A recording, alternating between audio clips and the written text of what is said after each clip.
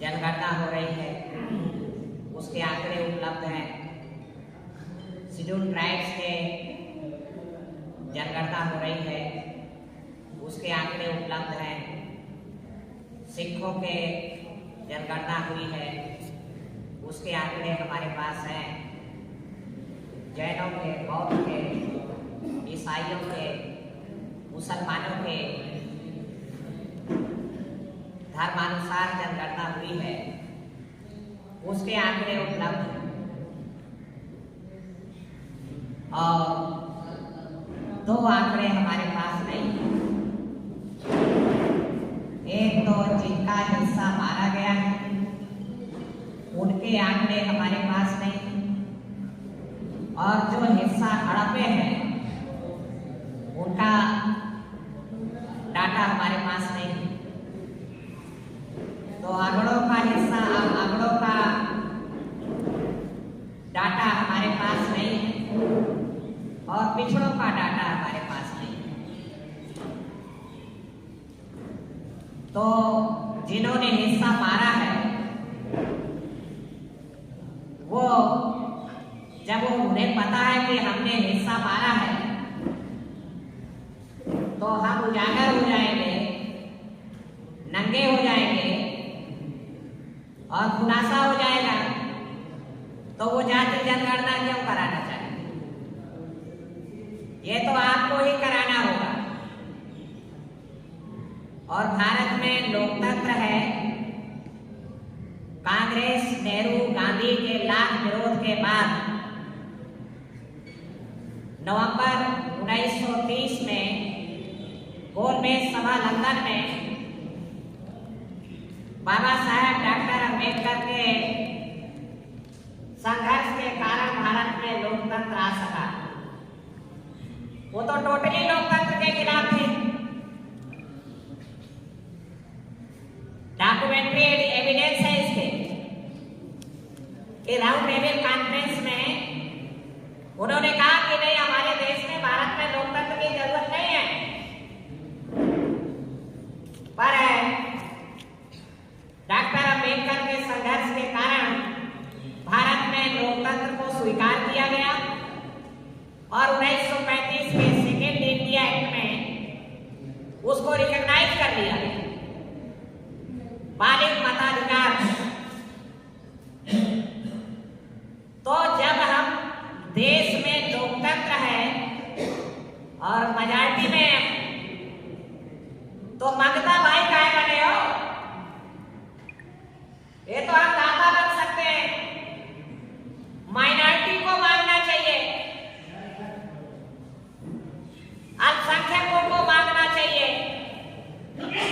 और जो यहाँ मेरे दलित भाई बैठे हैं, उनसे मैं कहना चाहता हूं कि आपकी गरीबी के कारण रिजर्वेशन नहीं है। आप ढेबरी में स्ट्रीट लाइट में पढ़ते हैं, इसलिए रिजर्वेशन नहीं अम्बेडकर ने रिकॉग्नाइज कराया, और न छत्रपति साहू महाराजा ने। क्या बहुत सब पिछाड़े गए हैं, सताए गए हैं, मारे गए हैं, इसलिए हमें आरक्षण चाहिए। आरक्षण तो आनुपातिक हिस्सेदारी का एक तरीका है, और ये भी गलत है कि इसको डॉक्टर बी.आर. अम्बेडकर ने शुरुआत की थी। इसकी शुरुआत तो भैया पिछड़े वर्गों के महानायक छत्रपति साहू महाराजा ने 26 जुलाई 1902 को शुरुआत की, और वो सामाजिक न्याय नहीं चाहे।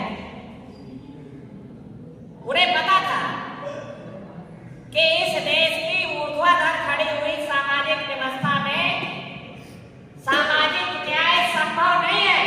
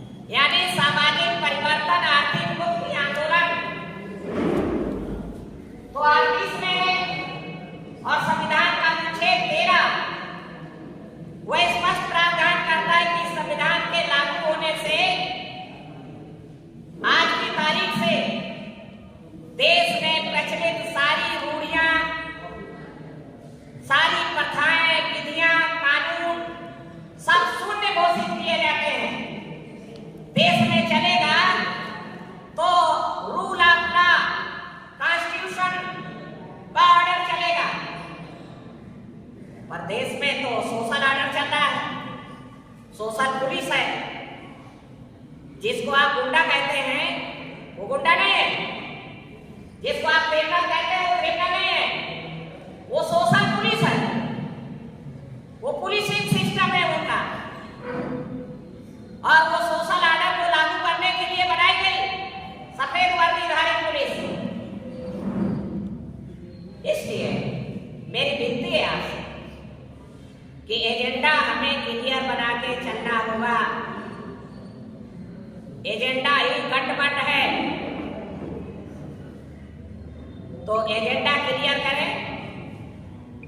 अगर आप न्याय चाहते हैं तो फिर राम राज में ये न्याय संभव नहीं। देश के प्रधानमंत्री से मोहन भागवत से सवाल है कि उन्होंने पंथ निरपेक्ष देश में राम राज की कल्पना की है, तो सीता को धोखे से जंगल छुड़वा देने को कैसे जस्टिफाई करेंगे? संभूक के पद को कैसे, ये कपोल कल्पित नहीं है संभूक पद, ये रिकॉग्नाइज्ड है, लिखा पढ़ी में है। और गुंडाई के आधार पर संभूक को नहीं मारा गया, बाय लॉ बाय एक्ट मारा गया। उसको कैसे नरेंद्र मोदी जस्टिफाई करेगा?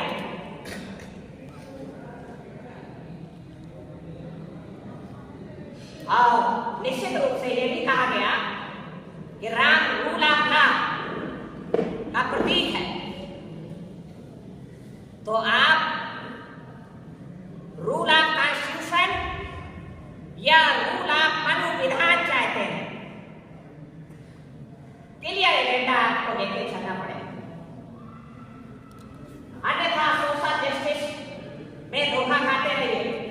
मुझे ऐसा प्रतीत होता है कि जब 1848 में और उसके लंबे समय तक सोशल ट्रांसफॉर्मेशन की बात चली और 1922 तक छत्रपति साहू महाराजा ने इसको आगे बढ़ाया और 22 मार्च 1920 को माड़गांव परिषद में एक अनटचेबल के बेटे को, अछूत के बेटे को भरी सभा में बुला के खड़ा किया कि मुझे ऐसा प्रतीत होता है कि ये डॉक्टर भीमराव अंबेडकर ही वो महान शख्सियत है जो तुम्हारी गुलामी की बेड़ियों को काट देगा, तुम्हारी जंजीरों को तोड़ देगा और तुम्हारा मुक्तिदाता साबित होगा। इसलिए भारत के सूत्रों, मैं डॉक्टर भीमराव अंबेडकर को तुम्हारा पूरे देश के सूत्रों का नायक नेता घोषित करता हूं। याद रखना, तो एजेंडा चेंज कैसे हो? एजेंडा तो सोशल ट्रांसफॉर्मेशन का था। आखिरकार जो लोग ब्राह्मणिकल फोर्सेज ने जिनको कहा कि नहीं ऊर्ध्वाधर व्यवस्था में भी आपको फायदा है, एक खड़ी हुई ऊंची नीची व्यवस्था में आपको सम्मान दिलाएंगे हम। अगर व्यवस्था इक्वलिटी की आ गई तो आपकी उच्चता और श्रेष्ठता समाप्त हो जाएगी, तुम्हें भारी नुकसान होगा। तो उन्होंने कहा कि नहीं, सोशल ट्रांसफॉर्मेशन का एजेंडा खारिज, सोशल जस्टिस का एजेंडा ठीक। और लगे रहिए धोखा देने में अपने आप को। जातिवार जनगणना हमारी नितांत आवश्यकता है, पर ये मांगने से आपको नहीं मिलेगी। बिहार में भी आपको मांगने से नहीं मिला, करने से मिला। और जब आप मेजॉरिटी में हैं, मैंने बात छेड़ी थी कि डॉक्टर भीमराव अंबेडकर ने जब देखा कि साहू महाराजा के लेफ्टिनेंट जे.डी. अवजाबादकर साहू महाराजा की लाइन से अलग हट गए, गांधी के जाल में फंस गए और पिछड़ों को गुमराह किया गया कि डॉक्टर अंबेडकर तो अछूत है, अंबेडकर के साथ जाओगे तो तुम भी अछूत हो जाओगे, चमड़ा हो जाओगे, महान हो जाओगे। और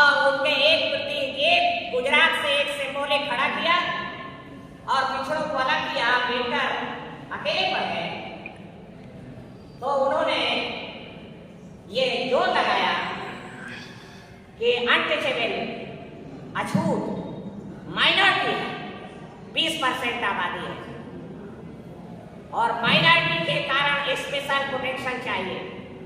वो मुसलमानों को मिला, वो सिखों को भी मिला, वो बाद में पूरा पैक्ट और सेकेंड इंडिया एक्ट में कानूनी जामा के रूप में आ गया और भारत के संविधान में प्रतिस्थापित हो गया। इसलिए पर भाई पिछड़े वर्ग के भाई, मुझे नहीं लगता कि इसमें कोई डाउट है, क्योंकि एक बार मैंने संसोपा ने बांधी गांठ पिछड़े पावे 100 में 60 और मंडल कमीशन रिपोर्ट कहती है कि 52% आबादी है, तो ये मिनिमम बॉर्डर रेखा 52% और मैक्सिमम बॉर्डर रेखा 60%। तो अगर पिछड़े वर्ग, दलित वर्ग और समस्त शोषित एक लामबंद हो बड़े एजेंडे के, तो आप मांगता नहीं, आप तो दाता है भाई। हाँ, जब मांगता से दाता बनने की कोशिश करेंगे तो आप दाता तक ना पहुंच सके, इसलिए आपको कंसेशन रिलीज किए जाएंगे, उसमें जातिवार जनगणना भी हो सकती है। कांसीराम जब दलितों को, पिछड़ों को गोलबंद करके 1984 से लेकर 1990 तक एक बड़ी लड़ाई लड़ी, मंडल रिपोर्ट लागू करो वरना कुर्सी खाली करो, पिछड़े वर्गों को आरक्षण देना होगा। 1 अगस्त 84 से 14 अगस्त 84 दिल्ली के बोट क्लब में जेल भरो आंदोलन मंडल रिपोर्ट के समर्थन में। दिसंबर 1985 में 32 दिन का बोट क्लब पर धरना मंडल रिपोर्ट के समर्थन में। जुलाई 1985 से अप्रैल 1986 तक मंडल रिपोर्ट के समर्थन में 500 सिंपोजियम, 5 बड़े सेमिनार, पिछड़े वर्ग के नौजवानों को, पिछड़े वर्ग के वकीलों को, पिछड़े वर्ग के प्रोफेसर, डॉक्टर जो भी हैं थोड़ी संख्या में, तो उनको जाकर बैठा के समझाना कि भाई मंडल रिपोर्ट चमारों का आरक्षण नहीं है, मंडल रिपोर्ट के लागू हो जाने से चमारों को नहीं आरक्षण बढ़ जाना है, ये तो पिछड़े वर्ग के भाइयों का आरक्षण है। वो बात समझ में आई, उनकी जन सहमति बनी, पब्लिक ओपिनियन बनी, तो 14 अप्रैल 86 से आरक्षण समर्थक रैलियां और 250 रैलियां उत्तर भारत में संपन्न हुई। 13 सितंबर 86 से आरक्षण समर्थक क्षेत्रीय सम्मेलन, 52,000 की रैली, 52,000 की थैली और 14 अप्रैल 90 से 31 मई 90, 48 दिन दिल्ली के बोट क्लब पर निर्णायक मंडल रिपोर्ट के समर्थन में लाखों लोगों का धरना 48 दिन तक। तब जाकर के मंडल रिपोर्ट लागू हुई और वो लागू भी नहीं हो रही थी। 26 मई 1990 को चौधरी ब्रह्म प्रकाश ने पिछड़ा वर्ग सम्मेलन दिल्ली में आयोजित किया। उसमें माननीय वीपी सिंह का मैसेज आ गया कि हम एग्जामिन कर रहे हैं मंडल रिपोर्ट में, और एग्जामिन करने में 5 साल निकाल देते। तो कांसीराम जी ने कहा कि ये सीधी उंगली से भी नहीं निकलेगा, उंगली टेढ़ी करनी पड़ेगी। तो 2 अगस्त 90 को दिल्ली पर उन्होंने प्रेस कॉन्फ्रेंस किया कि अगर एक सप्ताह में 9 अगस्त तक मंडल रिपोर्ट लागू नहीं हुई, और हमारी डिमांड नहीं है, आपका मैनिफेस्टो है, ये जनता दल का मैनिफेस्टो है, हमारी डिमांड नहीं है, मांगता नहीं है, ये तुमसे भीख मांग रहे हैं, आप इसको करो, नहीं वीपी सिंह सरकार को चलता कर दिया जाएगा। ताऊ पूरा तोलेगा, लाल किले से बोलेगा, देवीलाल के साथ रैली होगी। तब जाकर के 7 अगस्त 90 को मंडल रिपोर्ट लागू हुई। इसलिए लड़ने से मिलता है, चमारों को मिला तो लड़ने से मिला है, साथ देने से, जालिम का सहारा लेकर चलने से, और जब हम जालिम के साथ समझौता कर लिए तो चटायत घूम रहे हैं। ये सबक है। इसलिए मेरी नौजवान साथी एजेंडा तय कर रहे हैं, बड़ी खुशी की बात है। तो पीछे जो गलतियां हुई हैं उससे सबक सीखें। जालिम के साझेदारी से हमें नहीं मिलेगा, राम राज से नहीं मिलेगा, संविधान राज से मिलेगा। और ये मैसेज ले जाना होगा कि राम राज चाहिए या संविधान राज चाहिए। मैं समझता हूं जनमत देश में है कि संविधान राज, पर अभी मैं खाना खा रहा था तो एक नौजवान ने कहा कि विपक्ष एजेंडा नहीं बना पा रहा। झूठ है बात, विपक्ष ही नहीं है, एजेंडा कैसे बनाएगा? सत्ता नियंत्रित विपक्ष है, सत्ता नियंत्रित विपक्ष है और रामराज में विपक्ष है। वो क्या एजेंडा बनाएगा? एजेंडा बनाने का बहाना करेंगे। ये देखिए आप बना रहे हैं, बना रहे हैं, आप इंतजार करो, वोट करा दिया तो आप इंतजार करिए। मैं समझता हूं, मैं जब यहाँ आया मेरे साथी कह रहे थे कि जिंदा कौमें इंतजार नहीं करती। निश्चित रूप से जिंदा कौमों को, और हम आप जिंदा हैं, हमें इंतजार नहीं करना चाहिए। ये इंतजार कराया जा रहा है। तो और मैं एक बात, क्या अभी ईवीएम हट जाए? ईमानदारी से आप सत्ता बना लेते? नहीं बनेगी। इसका मतलब गड़बड़ी कहीं और है। तो ये लोग जो ईवीएम कर रहे हैं, निश्चित रूप से ईवीएम में एक गड़बड़ी मशीन है, हो सकती होगी, पर मैं पहले पेपर से भी भाई मैं चुनाव पर आया हूं और पहले पेपर से भी मैं जीता हूं और मैं ईवीएम से भी जीता और मैं ईवीएम से भी सरकार बनाया और मैं ईवीएम से भी घोषित जीता हूं, ईवीएम से भी मैंने आजमगढ़ जीता। ये इतना गड़बड़ी भाई का है, इसीलिए पब्लिक आपसे कह रही है और आप जनता को मतदान से विरत करने का षड्यंत्र कर रहे हैं। गांव में मुझे कहा, बूढ़ा बाबा था, कहा बाबू हम वोट आपका देंगे, पहले मसलिया ठीक करा ले। अरे हाथ का देंगे, हाथ का क्या करना है? वो हाथी की बटन दबाते हैं, वो कमर के फूल में पहुंच जाती है, और साइकिल की बटन दबाते हैं, वो कमर के फूल में पहुंच जाती है, और पंजा की बटन दबाते हैं, वो साइकिल में उसमें कमर के फूल में पहुंच जाती है। कमर का फूल हमें हराना है, तो अब तो एक ही तरीका है कि हम ऐसा कोई गलती ना करें कि कमल के फूल में चला जाए, तो वोटे ना नहीं ना। 2014 और 2019 में लोकसभा चुनाव हुए, पोलिंग रेट 62-62% था। उसके बाद बाई इलेक्शन हुए असेंबली के, पोलिंग रेट 50%। लोगों ने कहा वोट डालने नहीं जाए, 15% पोलिंग में गिरावट आई। दूसरा, आप वोट की बिकवाली को निंदा नहीं करेंगे, कंडेम का भाव, तो वोट की बिकवाली को, एक वोट की बिकवाली को भी आप स्वीकार करेंगे, और 1 लाख वोट, 2 लाख वोट आपका मुखिया ब्याज है तो उसको भी आप स्वीकार करेंगे। ताली बजाएंगे, बहुत बढ़िया। 2 लाख वोट बेचा, 3 लाख वोट बेचा, 2 करोड़ में, 4 करोड़ में बेचा, उसको भी, और 1 वोट बेचा 500 रुपया में, 1000 रुपया में, उसको भी सम्मान। तो दुश्मन ताक बैठा है बगुला के तरीके से। उसने कहा है ये वोट बिक्री के समर्थन में है। तो यार हमारे पास सरकारी खजाना है, सरकारी खजाना लगा वोट खरीद ले एडवांस में, तो सरकारी खजाना लगा के वोट खरीद रहे हैं, जो कि आप वोट बिक्री के खिलाफ नहीं, और दूसरे धन से चुनाव लड़ने के आप खिलाफ नहीं।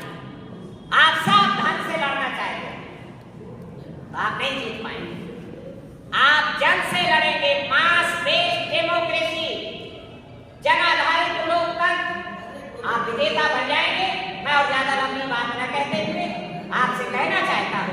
कि जातिवार जनगणना हमें जनमत तैयार करने के लिए निकलना पड़ेगा।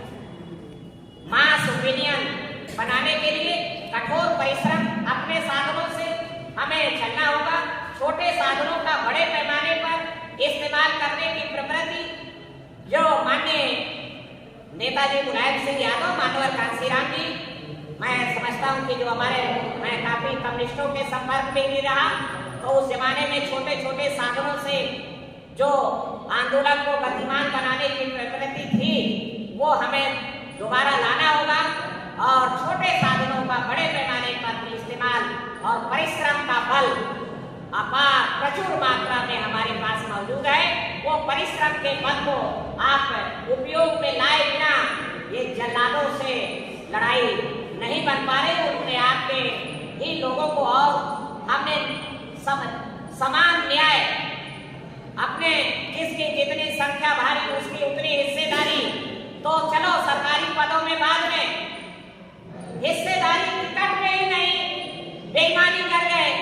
तो जिनके साथ हमने बेईमानी किया, और खुलासा करके कहूं, जिनके साथ चमारों ने और यादवों ने धोखा किया, वो सब चले गए भाजपा के साथ। और फिर आप ईवीएम का बहाना बना रहे हैं। नए कुशवाहों को भागीदारी देनी पड़ेगी, पाल को, साग को, निषाद को, प्रजापति को, नाउ को, विश्वकर्मा को, लोहार बढ़ई, दर्जी, मुसलमान भाई को बराबर की हिस्सेदारी देनी पड़ेगी, संख्या के अनुपात में देनी पड़ेगी सरकार को। तो निश्चित रूप से आप इसी चुनाव में भी कामयाब हो सकते हैं, कोई असंभव नहीं। धन्यवाद। जय हिंद।